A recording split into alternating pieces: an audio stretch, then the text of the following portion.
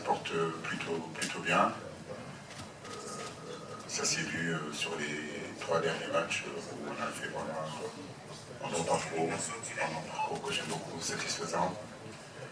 Les blessés, on est en train de les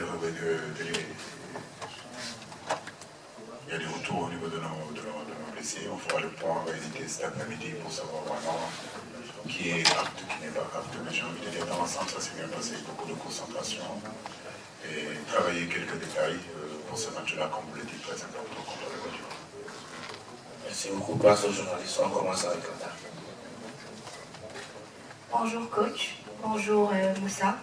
Niani Jourian de Disport TV, journaliste sénégalaise. Ma question est adressée au coach. Coach, si on jette un regard sur les statistiques, la Côte d'Ivoire semble détenir la corde.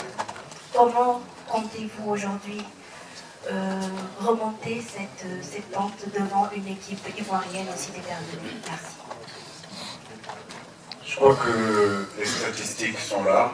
Je n'ai pas en main la possibilité de les changer. Je ne pourrais pas changer le passé avec tout ce qui s'est passé contre la Côte d'Ivoire. Je l'ai toujours dit, nous sommes dans le présent. Le passé, c'est le passé et le futur. Il n'y a rien de sûr à ça. Aujourd'hui, on est focus sur ces 8e de finale. Certes, le Sénégal a fait un bon début, mais tout ça, comme je le dis, demain, ça n'aura pas d'importance. Ça sera derrière nous. Aujourd'hui, ce qui est important, ce sont ces 8e de finale.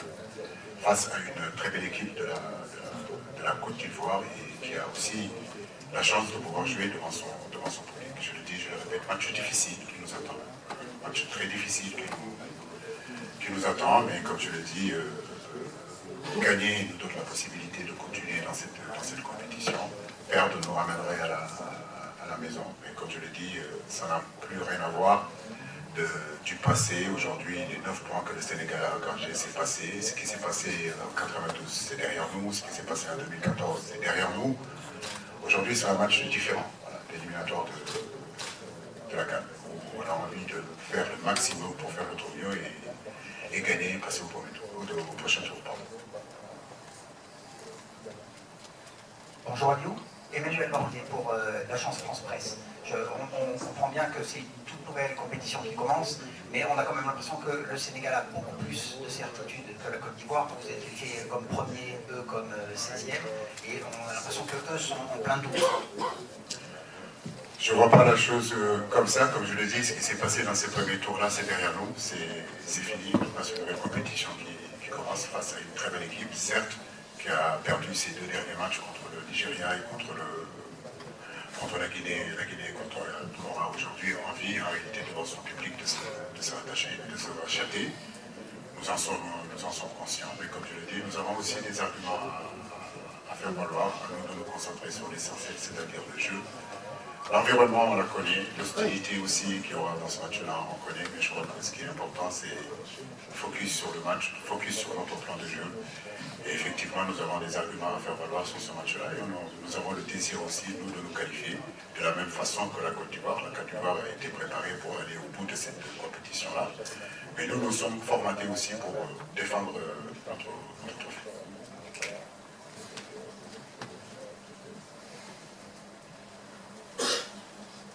Aliou, bonjour, Hervé Pedot du de l'équipe.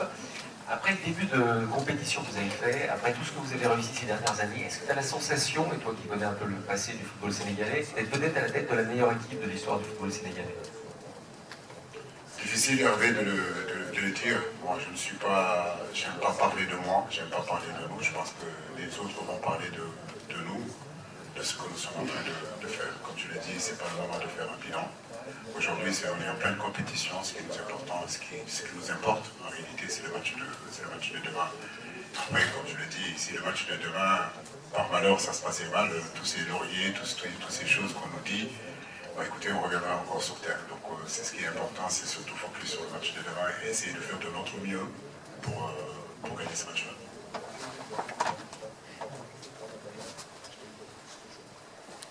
Bonjour, merci beaucoup. C'est Papa Djibril du quotidien Sotura. Ma question va s'adresser un peu à Moussa. Le Sénégal a fait carton plein, je pense que c'est la seule équipe d'ailleurs qui a fait ça durant les phases de poule. En face, vous allez retrouver une équipe miraculée du sais pas, vous, en tant que joueur, comment vous comptez vraiment faire face à une équipe qui viendra, une équipe revancharde qui viendra pour vraiment montrer à son public qu'elle peut faire mieux. Merci. Bonjour à tous. Je se concentre sur nous-mêmes. On a bien travaillé cette semaine. On va essayer de continuer dans la lignée qu'on est en train de faire depuis un certain moment. Je pense que c'est plutôt pas mal ce qu'on est en train de faire. On va juste rester focus sur le Sénégal, sur notre plan de jeu, sur notre plan défensif ou offensif. Mais on ne va pas plus se soucier de ça que de ça de l'adversaire. Après, on respecte énormément cette équipe de la Côte d'Ivoire. On connaît leur individualité, on connaît aussi ce collectif. Et comme le coach l'a précisé tout à l'heure, c'est une équipe qui est programmée pour remporter cette Coupe d'Afrique. Donc énormément de respect pour cette équipe-là.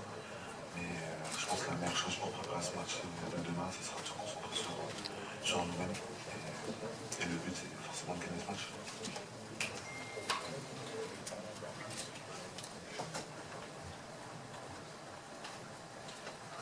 Bonjour coach, Yves Boris B, journaliste à LCI, la nouvelle chaîne ivoirienne.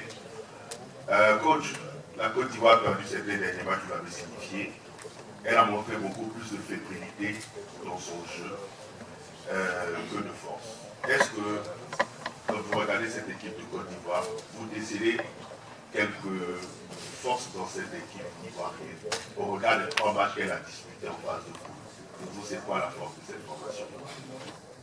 Comme je le dis, les phases de groupe, c'est terminé. C'est un autre match demain. Ce sont les 8e de finale, comme je l'ai dit, d'une CAN, un match à élimination directe. Nous, on est passé avec 9 points.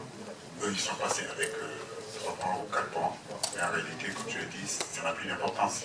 Je veux dire qu'ils soient passés avec 4 points, qu'on soit passé avec 5 points, ou bien que nous, on passe à 20 points. Aujourd'hui, c'est une nouvelle compétition qui commence. Cette compétition-là, c'est un match en réalité à élimination directe. La Côte d'Ivoire est parmi les plus gros potentiels du football africain. Ça a toujours été le cas depuis des années et des années. Aujourd'hui encore, dans cette équipe-là, se trouvent de très grands joueurs, de très bons joueurs. Donc nous ne les sous-estimons pas, malgré qu'ils aient perdu, comme je l'ai dit, leur match. Je sais qu'ils auront à cœur, en tout cas, de montrer à leur public que c'était un accident ce qui s'est passé contre le Nigeria, que c'était un accident ce qui s'est passé contre le Guinée équatoriale. C'est pour ça que je vous dis match difficile pour nous, match très difficile.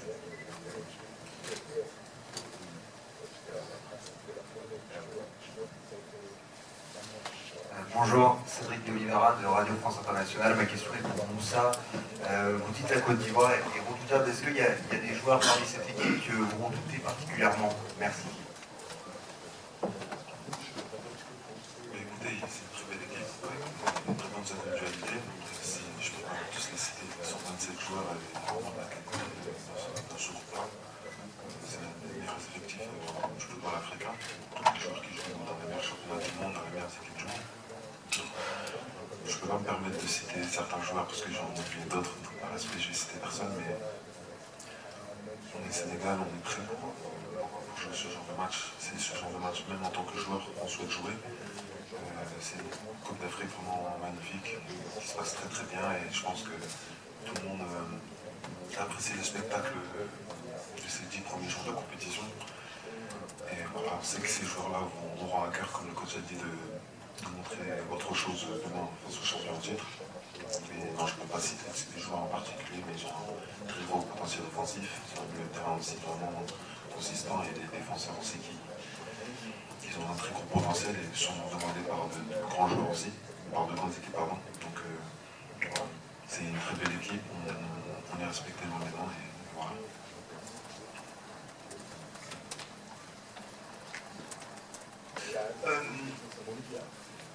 Impact, oui, forcément, parce que quand tu es un compétiteur, tu as un cœur de gagner, surtout une CAN chez toi.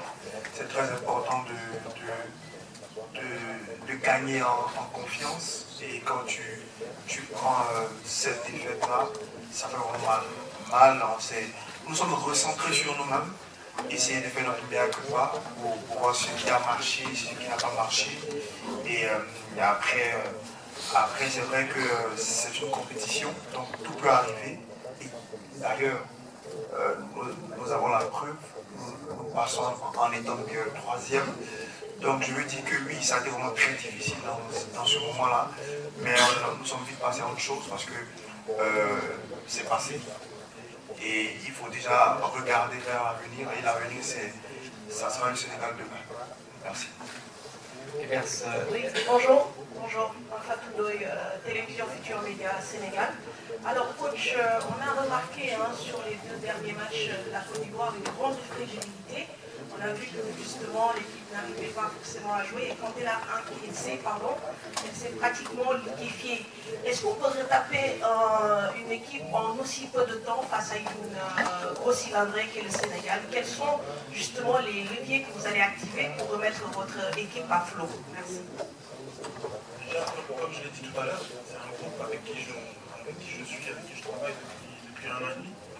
Donc, contrairement à ce que les gens peuvent croire, j'ai pas eu peu de temps, j'ai pas eu 3 jours pour préparer le match. Donc moi, le fait que je connaissais déjà mon groupe me fait gagner déjà pas mal de temps après. On a fait le point, on a fait le bilan de ce qui avait marché et de ce qui n'avait pas marché pendant le premier tour.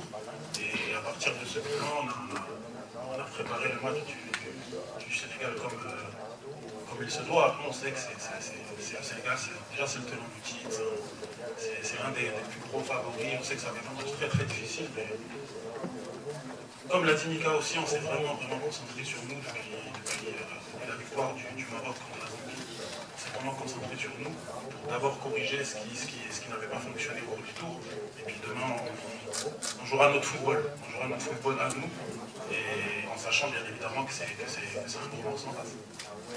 Oui, bonjour. Hervé Penaud. Ça marche, Hervé Penaud, genre l'équipe. Oui, j'avais une question sur la manière justement dont vous avez vécu ces 3 jours entre le lundi d'élimination. Déjà, il y a Ghana qui vous a aidé, peut-être que le soir vous vous êtes dit, finalement il y a peut-être une place, au moins une place qui s'est libère. Et comment vous avez vécu jusqu'au match du Maroc? Est-ce que vous avez pu travailler normalement? Et comment vous avez vécu le match du Maroc? Vous avez regardé le match? Il y avait une pression particulière, même entre joueurs, pourquoi Jean-Michel Caïn aussi. Est-ce qu'il y a une pression particulière? Vous avez vu le résultat du match, comment ça s'est passé? Est-ce qu'on peut se concentrer dans du football tant qu'on n'est pas qualifié? Je vais commencer à répondre. C'est vrai qu'on a eu pas 3 jours, mais 2 jours très très difficiles. Sincèrement, sur le plan émotionnel, sur le plan mental, déjà rien que le fait de perdre 4-0 à domicile contre la Guinée équatoriale, ça a été déjà une première information qui a été très très très difficile à digérer. En plus de ça, derrière, vous êtes 3e, pas sûr d'être qualifié, vous ne le serez que 2 jours après, parce que le dernier match c'était le Maroc. Donc ça a été 2 jours très très très difficiles psychologiquement et physiquement. Après, une fois qu'on a perdu contre la Guinée équatoriale et qu'on a fait les calculs, on savait à quoi s'attendre. Entre guillemets, on était conscient qu'on devait faire face à ce que nous-mêmes on avait créé. Donc ça a été 2 jours difficiles, où il a été très très difficile de travailler, parce qu'il fallait déjà penser les plaies de la défaite 4-0, en plus de ça, prier et croiser les doigts pour qu'on puisse se qualifier, mais en sachant que tout dépendait d'autres équipes et plus de nous. Donc ça a été difficile, mais voilà, on s'est accroché. On est toujours resté accroché aussi à nos espoirs de qualification, et on va dire qu'on a eu la délivrance le mercredi soir quand le Maroc a gagné contre la Zambie. On a pu soulager, se libérer un peu, souffler un grand coup et commencer à se projeter déjà sur le Sénégal.